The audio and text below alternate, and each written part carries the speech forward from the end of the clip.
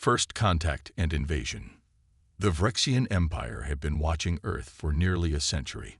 Their massive survey vessels, shrouded in light-bending technology that rendered them invisible to human detection systems, had classified Earth as a Class 3 primitive world, technically capable but socially fractured. In the vast archives of the Vrexian Dominion, Earth was merely another entry in their catalog of future conquests, marked for eventual subjugation when convenient. Fleet Commander Zilrax studied the holographic projection of Earth with 6 crystalline eyes, his exoskeletal fingers manipulating the display to focus on major population centers. Such primitive construction, he remarked to his second-in-command, Sub-Commander Nexterra. They still rely on combustion engines and physical roadways. Their tallest structures would barely qualify as maintenance facilities on our homeworld. Nexterra's translucent appendages rippled in agreement. Their military capabilities are equally unimpressive, Commander. Projectile weapons, rudimentary nuclear devices, and chemical propellants for their spacecraft. They've barely ventured beyond their own moon. Zilrax closed the display with a dismissive gesture, the standard approach then. Limited orbital strikes on 3 population centers, followed by the usual ultimatum. Position our vessels for maximum psychological impact. Within hours, 3 Vrexian warships, each measuring 12 kilometers in length, deactivated their cloaking fields directly above Beijing, New York, and Cairo. Their massive hulls cast enormous shadows over the cities below. For 15 minutes, Earth stood still as civilians pointed upward at the impossible objects dominating their skies. News channels worldwide interrupted regular programming as military jets scrambled but maintained safe distances. Then, without warning or declaration, the strikes began. Vrexian energy weapons, refined through millennia of conquest, sliced through skyscrapers and infrastructure with surgical precision. The Shanghai Tower collapsed first, followed by the Empire State Building and the Cairo Tower. Power grids failed as electromagnetic pulses rippled outward. Bridges buckled, dams cracked, and strategic targets were vaporized with methodical efficiency. In his command center, Zilrax watched the destruction through multiple feeds. Adequate, he assessed coldly. Broadcast the integration protocols on all Earth frequencies. The message that followed was simple: surrender or face planetary sterilization. The Vrexians gave humanity 48 hours to disband all governments and accept Dominion rule. But something unexpected happened. As the death toll climbed past 500,000, Earth's response took shape not in white flags or capitulation, but in unprecedented unity. The United Nations Security Council convened an emergency session that lasted just 11 minutes. For the first time in its history, a unanimous resolution passed without debate or abstention. Resolution 2189 established the Earth Defense Coalition, a unified command structure that instantly superseded all national militaries. Ancient enemies shared intelligence. Rival superpowers pooled resources. Scientists across borders collaborated on weapons systems. In Moscow, President Sokolov authorized full access to Russia's nuclear arsenal. In Washington, President Alvarez did the same. The Chinese premier transferred command of the People's Liberation Army to coalition control. Within hours, humanity had reorganized itself entirely. The coalition's first official act was to broadcast a single message to the Vrexian vessels, delivered by newly appointed Earth Defense Coordinator Dr. Amara Okafor. Humanity rejects your terms. Our response follows. Seconds later, every operational military satellite, missile battery, and defense system on Earth opened fire simultaneously. The barrage wasn't expected to penetrate Vrexian shields, but it wasn't meant to. It was a statement. Humanity would not go quietly. In his command center, Zilrax received the reports with genuine surprise. This was not the protocol for Class 3 civilizations. They always surrendered after the demonstration strikes. "Prepare for full invasion," he ordered, his voice betraying a hint of uncertainty, "and conduct a more thorough assessment of human military capability." The Vrexians had made their first critical mistake. They had judged humanity by its technology, not its tenacity. They were about to learn the difference. Beneath the Rocky Mountains, in a facility so classified it appeared on no government record, Admiral Elena Vasquez studied the holographic projection of the Phyrexian battle cruiser. Her weathered face, scared from operations in conflicts most Americans had never heard of, revealed nothing as she circled the display. "Impressive," she acknowledged, running a hand through her silver-streaked hair, "but not invincible." The 24 military officers and scientists gathered in the command center watched silently. 3 days had passed since the attacks, and the coalition had moved key personnel underground. Outside, Phyrexian scout ships performed low-altitude reconnaissance, mapping Earth's defensive capabilities. "They expected us to break," Vasquez continued. "They expected panic, chaos, surrender. They don't understand what they've done." She looked around the room. "They've given us something we've never had before, a common enemy." A side door opened, and Dr. Marcus Chen entered. Dark circles rimmed his eyes. He hadn't slept since learning his parents had been in Beijing when the attack began. His hands trembled slightly, but his voice remained steady as he addressed the assembly.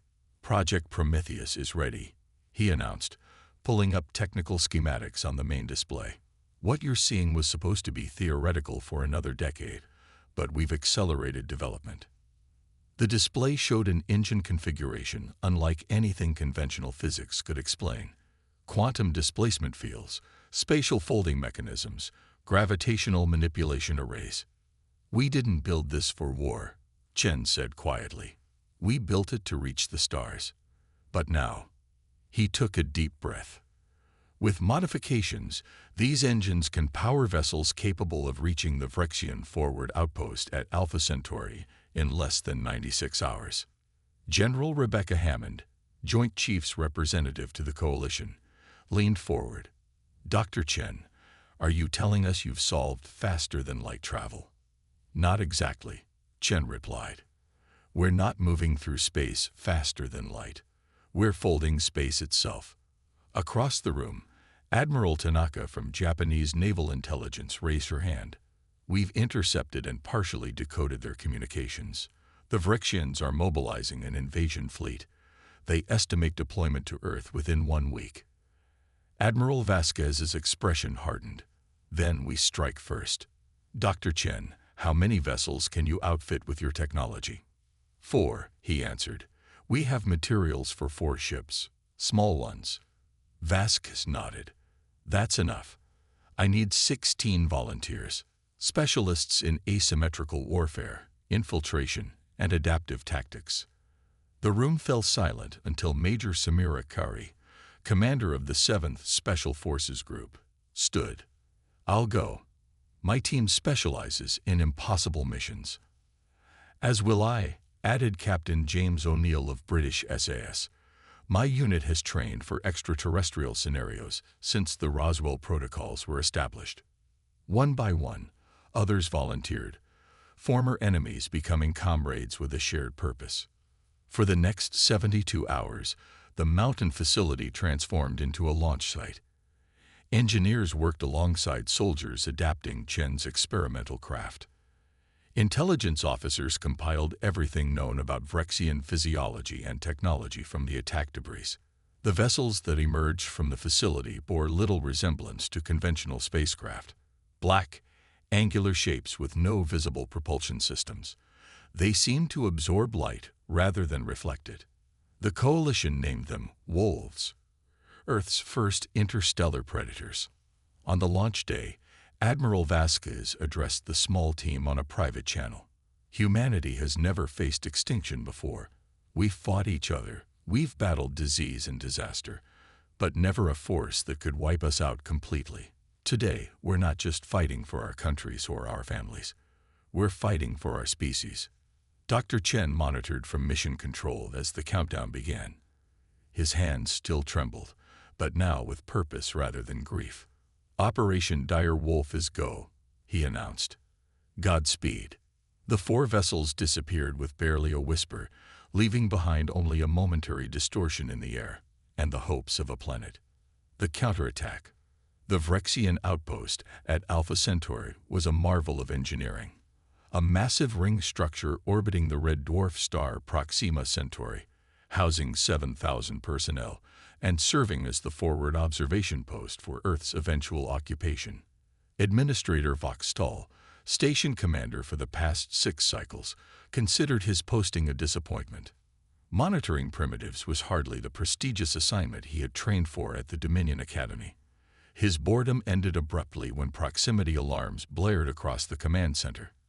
Unidentified vessels approaching, his sensor officer reported, sensory filaments twitching in confusion. 4 craft. Configuration unknown. Impossible. Voxtal dismissed. No civilization in this sector possesses interstellar capability except the Dominion. The sensor officer's compound eyes widened. Sir, they're not using conventional drive signatures. There's some kind of spatial distortion surrounding each vessel. Voxtal barely had time to order defensive protocols when the first Wolf ship materialized directly above the station's primary shield generator, not outside it, but above it, inside the defensive perimeter, bypassing the station's formidable outer defenses entirely.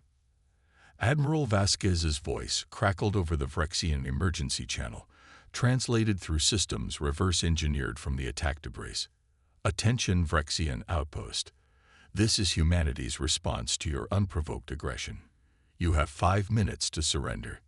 The station's security forces mobilized according to standard protocols. Assemble in the main hangar, board assault shuttles, deploy en masse. But Vasquez had studied these protocols, extracted from the communication data. The Vrexians always followed procedure. Humans didn't. Major Curry's team had already infiltrated the environmental control systems.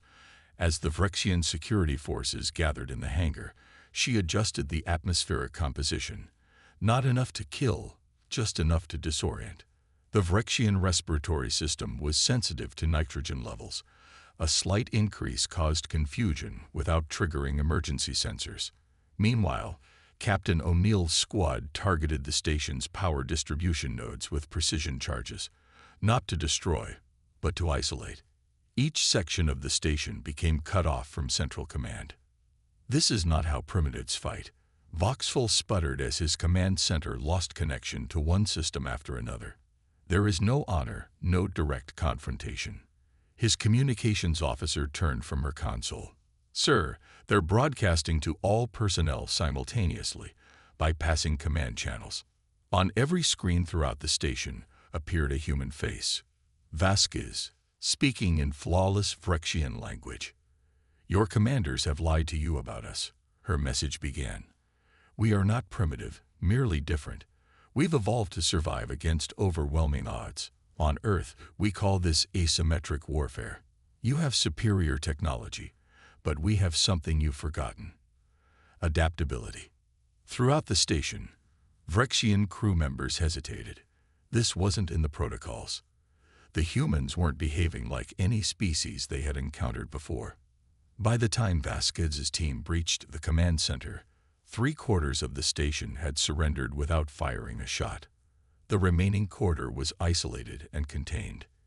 You fight without honor, Voxtal accused as Vasquez personally secured him. Vasquez smiled thinly. We fight to win. There's a difference. Within hours, Dr. Chen received the transmission he'd been waiting for. The Alpha Centauri outpost was secured. Human technicians and scientists began downloading the station's database and examining Vrexian technology up close.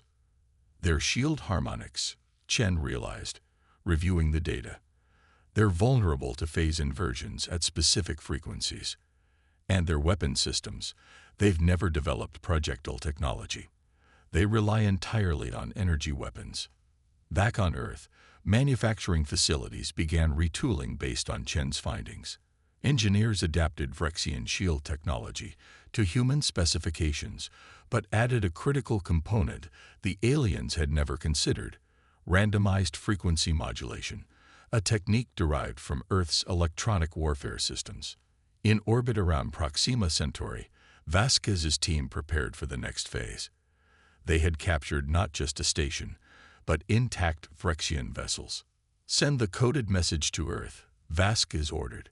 Operation Dire Wolf successful. Begin Phase 2, Operation Shadowback.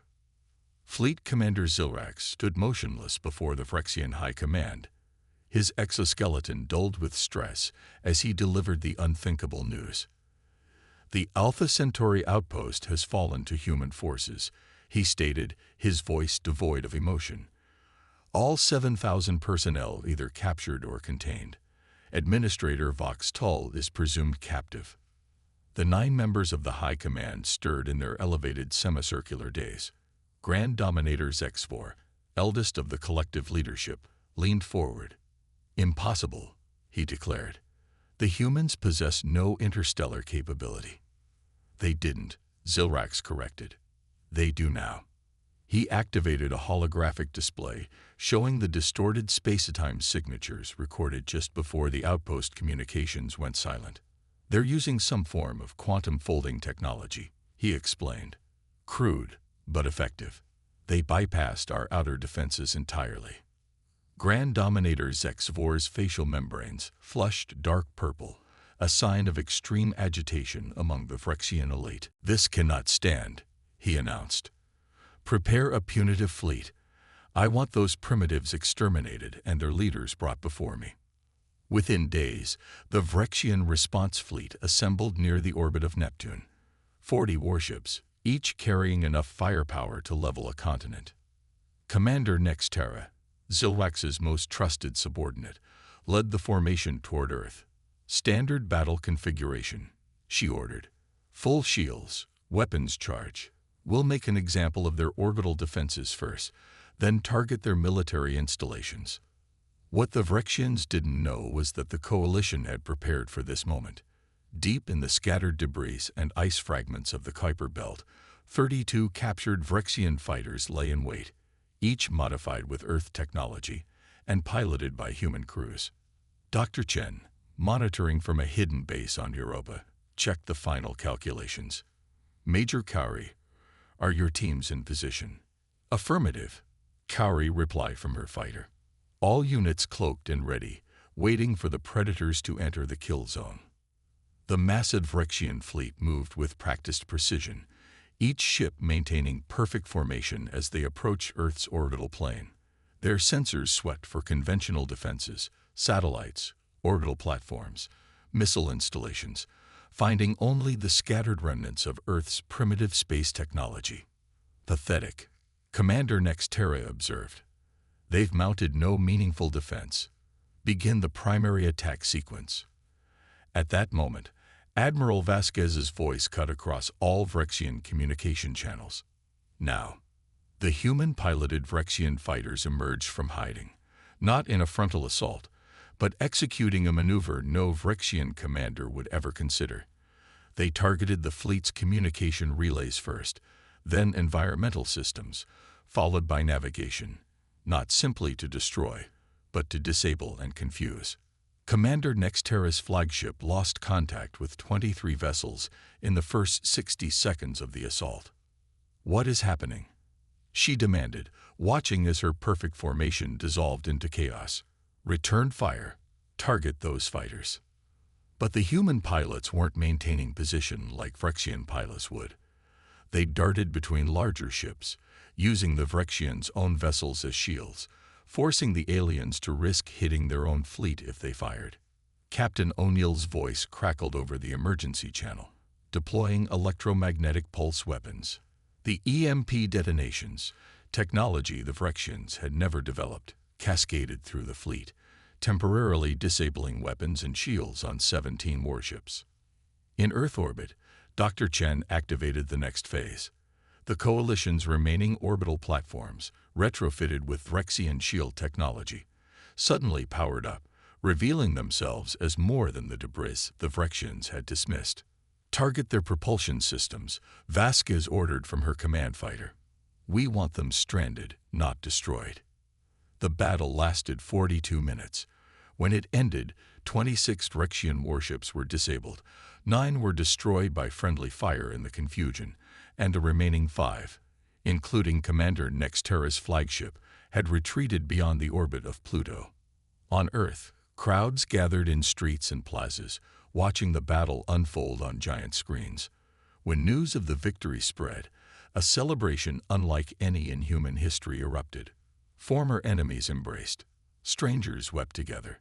For the first time, humanity celebrated not as nations, but as a species. 3 days later, the Vrexian High Command received a transmission from Earth. Grand Dominator Zex4 himself viewed the message, his 6 eyes widening as Admiral Vasquez appeared on screen. To the Vrexian Dominion, she began. You came to our world believing you found prey. Instead, you awakened a predator. The Vrexian vessels and personnel currently in our custody will be returned to you intact, along with our terms. Earth does not seek war, but we will finish any war brought to us. Remember this. You attacked a divided planet and were defeated by a united one. Consider carefully what would happen should you attack us again. 6 cycles later, the galactic archives were updated. Earth's classification was changed from Class 3 primitive world to Class 1 emerging power. A special notation was added to the file. Approach with diplomatic respect. Military action strongly discouraged. In the vast depths of space, humanity's first deep space exploration vessel, Phoenix, built with a combination of human ingenuity and adapted Vrexian technology, prepared for its maiden voyage. Admiral Vasquez stood on the bridge, gazing at the stars now within reach. They came to conquer us, she remarked to Dr. Chen, who stood beside her. Instead, they gave us the galaxy. Chen nodded, watching as crew members from nations that had once been bitter enemies worked side by side. Perhaps that's the greatest irony, he replied. In trying to destroy humanity, they united it. For the first time in our history, we stand as one species. As the Phoenix engaged its quantum drive, leaving Earth behind in a gentle fold of space-time, a new chapter in human history began, not as conquerors, but as explorers. The galaxy had underestimated humanity. It would not make that mistake again.